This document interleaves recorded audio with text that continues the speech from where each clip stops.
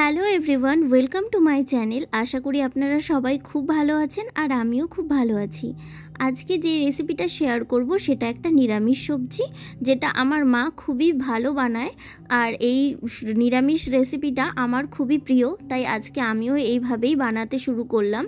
এর জন্য আমি সাদা তেল দিয়েছি আর তার মধ্যে দিয়েছি একটি শুকনো লঙ্কা, 5 ফোড়ন আর সামান্য একটু জিরে। এরপর দিয়ে দিয়েছি টুকরো করে কাটা কুমড়ো, আলু, পটল। আপনারা আপনাদের পছন্দ মতো অনেক সবজি ব্যবহার করতে পারেন এই রেসিপির মধ্যে। আর দিয়েছি কিছুটা কাঁচা লঙ্কা চিড়ে। এবার এটাকে ভালো করে মিশিয়ে নেব আর দিয়ে দেব পরিমাণ মতো নুন, হলুদ গুঁড়ো দিয়ে আবারও ভালো করে মিশিয়ে নেব।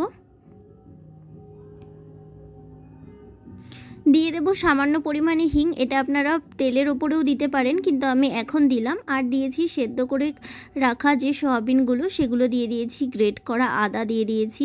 আবারও ভালো করে মিশিয়ে নেব।